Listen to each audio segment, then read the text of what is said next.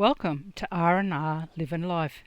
In this episode, we are on the home stretch to Cairns, where we were to return the troopy and collect the boat from the airport car park. In our last episode, we left you at Lakeland. What an interesting little town. Today, we continue along the Mulligan Highway to Mareeba, leaving behind the Peninsula Development Road. All bitumen from here, though it has been a mixture of bitumen and gravel for most of the Peninsula Development Road from Laura. But what an eventful day it turned out to be. I was surprised to see pandanus in places, though by the looks not doing so well. The open flats were covered in kangaroo grass and black speargrass, both native grasses typical of the Cape York region.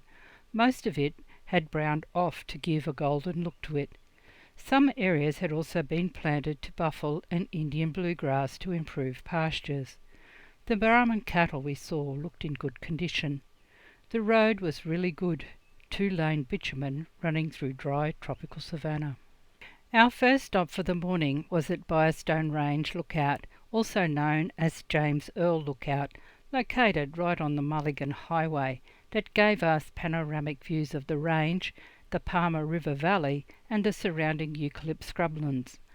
The steep climb up the range was historically a challenging dirt track, until the range was realigned and fully bitumened. The rural locality of Firestone and the former mining area is located about 35 kilometres southwest of Lakeland. Historically, the region was a bustling 1870s gold rush hub along the Palmer River, and was the commercial hub established sometime around 1873 for the surrounding goldfields and a stop on the road to the Hodgkinson goldfields further afield. A new road from Cooktown to Maytown opened through Firestone around 1876, while a postal service bypassed the town, as the route via Firestone could only be used by pack horses. By the end of 1883, the town was nearly deserted for the Normanby diggings, about 8 miles distant, and by 1884 reports state that 3 lonely European police and 8 Chinese residents were remaining, leading to the town's demise. We have seen so much boom and bust throughout the Gulf area, and it was really interesting reading some of the history of European settlement of the region. I was surprised to learn of the role and financial incentives the government made at the time.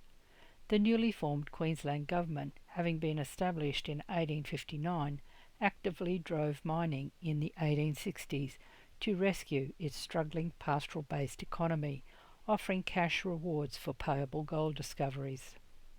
Our next stop for the morning was at Palmer River Roadhouse, about halfway between Lakeland and Mount Carbine, where we re-inflated the tyres as there would be no more dirt. The roadhouse is situated on the historic Palmer River. The Palmer River was the centre and the site of the original gold rush in the early 1870s. Payable alluvial gold was discovered by William Hahn and geologist Norman Taylor in a sandy bed of the river in 1872, triggering one of Australia's most prolific gold rushes.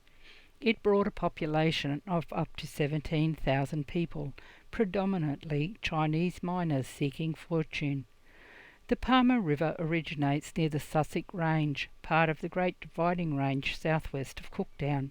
It flows primarily west through rugged uplands and tropical savanna of scudded ironbark and bloodwood woodlands, before merging with the Mitchell River and entering the Gulf of Carpentaria. The river has a catchment area of over 8,300 square kilometres. Not only did the government offer rewards for gold discoveries, they also introduced early Crown land coal policies and built essential roads and railways to connect remote mining camps. Desperate for economic stability, the government offered monetary rewards for new discoveries, trying to combat the state's severe economic depression. Following its separation from New South Wales in 1859, Queensland was largely agrarian and pastoral society, hovering on the brink of bankruptcy. So, to combat that severe economic depression, the government offered large financial rewards for the discovery of payable gold, sent geologists to map the land and build essential infrastructure to support isolated mining towns. In 1866, facing near bankruptcy from drought and economic recession, the government offered a £3,000 reward for the discovery of a viable goldfield.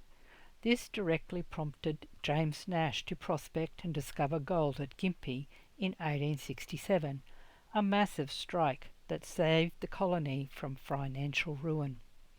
Similar cash rewards were offered by local business communities and council in North Queensland to drive regional population booms.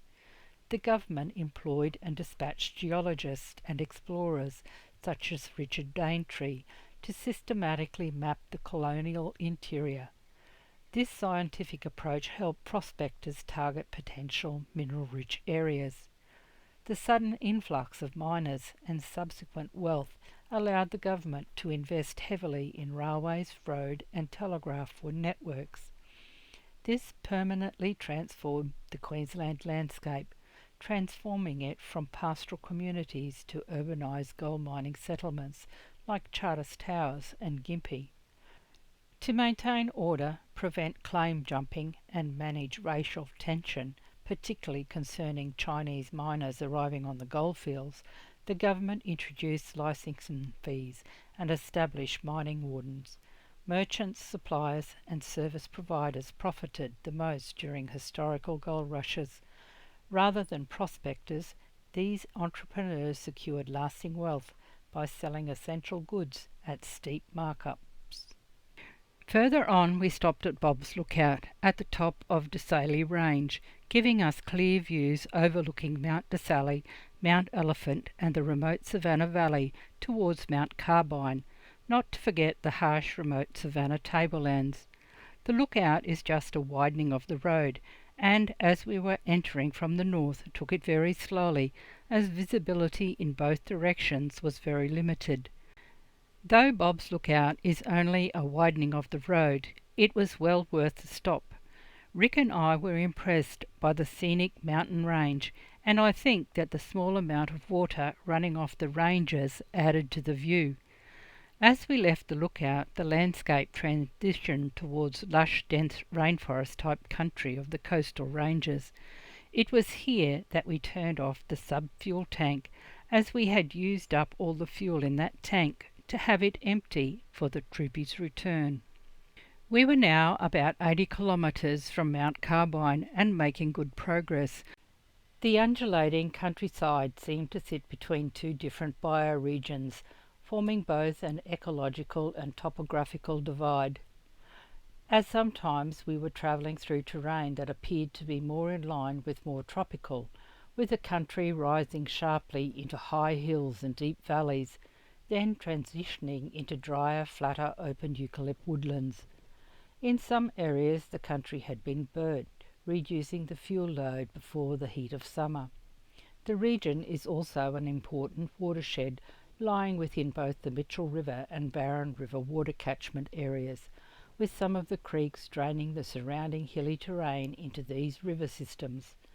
I was interested in seeing the ridges, granite outcrops and metamorphic rock formations with a complex mix of tightly folded ancient sedimentary rocks. We encountered long straight sections, hilly climbs, gradual sweeping curves and crossed numerous floodways and watercourses.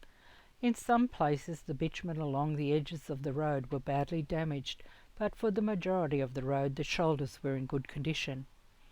As the road was two-lane, there wasn't any need to get off, though the drop-off on the edges was quite dramatic in places, having had the bitumen built up when the road was formed. But that is another topic for discussion at a later date.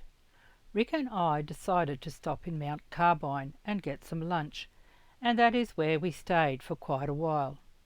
As we were going to get back in the Troopy, we found out that unfortunately Rick had locked the keys in, and we had to call for assistance. After contacting the Overlander four-wheel drive place, we then put in a call to roadside assistance and were given an approximate wait time of about an hour and a half, which didn't really worry us any. Thankfully, the wait wasn't as long as we had anticipated, with RACQ arriving in about 3/4 of an hour, having to come from over near the coast. While we were waiting, we enjoyed the historic little town, once famous for its 1890s wolframite boom. Today, it is experiencing a resurgence driven by tungsten mining. Mount Carbine is bounded to the east by the ridge of the Great Dividing Range, with the Mitchell River entering from the west and forms part of the western boundary of the locality. Almost all of the locality is used for native conservation, with the exceptions of what remains of the town of Mount Carbine in the south of the locality, and some farms around Butcher Creek and Mary Creek, mostly engaged in grazing on native vegetation. Rick and I enjoyed our prolonged stay in Mount Carbine, and then it was on to Mount Molloy, another historic mining and timber town. We were now getting into more grazing country, and I kept a lookout for cattle, mainly to see what breeds cattlemen were running. It really was impressive country, and we never knew what to expect around the next corner or over the next rise. I was intrigued to see bee boxes on the edge of the road in a number of places. I had not seen many trees in flower to warrant having the boxes there. After some research, I found out that the Mount Carbine area is a highly strategic historical surveillance and commercial beekeeping location. It plays a crucial surveillance zone role for state biosecurity, acting as a monitoring line against the spread of invasive bee pests moving south. With the broader local industry having undergone major transformations due to the arrival of the Varroa destructor mite, altering disease management, pollination contracts, and regulatory oversight across the state, these boxes play an important role for beekeepers and the honey industry. Our next stop was in Mount Molloy, that lies within both the Mitchell and Barron River catchment areas, named after an early teamster for a stock route and the person who discovered copper at what was to become Mount Molloy in 1885. The township was initially called Smeltertown, one of two settlements that grew up around a copper mine and its related copper smelter built near Rifle Creek, northwest of the mine. Rick and I spent time checking out the heritage-listed Johnson Sawmill steam plant at the southern end of town, with remnants of an old steam engine used to power the local sawmill, part of a large and long-lived sawmill operation. Johnson's sawmill, built on the site of a smaller sawmill linked to the earlier copper mining activities at Mount Molloy, operated from 1914 to 1963 as a permanent town-based mill, enabling the town to survive the failure of mining. Between 1880 and 1914, much of the economic activity of North Queensland was driven by the railways and mining towns created by John Moffat's enterprises and his Chillagoe Company, building a private railway between Mareeba and Chillagoe during 1898 and 1901, and from Almaden to Forsyth during 1907 to 1910. This private railway was constructed to Mount Molloy, joining at Bibpora around 1908, built to serve its smelters. Following liquidation of the company in 1907, when copper prices plunged, a new business was needed in the town. The small sawmill that had once occupied the site produced timber for mine shaft supports and buildings, with a 2-foot gauge tramway linking the mine and the smelter, so the fact that Mount Molloy Limited was building a railway towards a timber source made the company shift to timber, as logs could be efficiently transported to sawmills located along the railway network. The Queensland sawmilling industry was initially located in major towns, but as the industry evolved, there was a tendency to locate mills near the resource only if there were sufficient supplies to last during the life of the investment. Sawmills were also initially sited by rivers and creeks where logs could be rafted or moved by ship, but when railways were established, sawmills were sited on or near the railway. Although Mount Molloy Limited, the mining operation, had failed, another enterprise based on timber saved Mount Molloy from extinction. Closer to Mareeba we pass Bilbora, that takes its name from the railway station, which in turn was named in 1884. The town once had a meatworks that operated intermittently from 1896 to 1927. Today, most of the locality is used for farming, with both grazing cattle and cropping, including mangoes, turf and sugar cane, with the Bilwin State Forest in the southeast of the locality. That afternoon we arrived in Mareeba, planning to camp at the rodeo grounds, but unfortunately they were closed, so had to make other arrangements. We spent the remainder of the afternoon cleaning the troopy as best we could. Thankfully there was not as much dust as we had expected, but it did take us quite a while to get into all the nooks and crannies.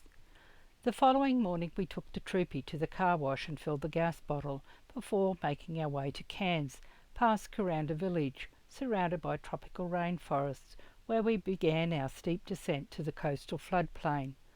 The Kennedy Highway, informally called the Kuranda Range Road, an alternate route to the Gillies Highway, is always impressive, no matter what time of year we travel it. Construction began in 1940, partially due to strategic wartime use. As we made our way down the 13 kilometres of winding mountain pass, there were roadworks following major damage from severe weather in a couple of places, making our journey just a little longer. I was unhappy about where the stops were, as there was very little to look at other than the rainforest, but then again it was beautiful. As we travelled down the range, we reminisced about some of the interesting places we had been on this trip. There is certainly more to put on the come back to list for later visits. On arriving in Cairns, we picked up the boat from the airport and drove into Cairns, parking on the rooftop near Woolworths, overlooking where we had to return the troopy, and offloaded all our gear.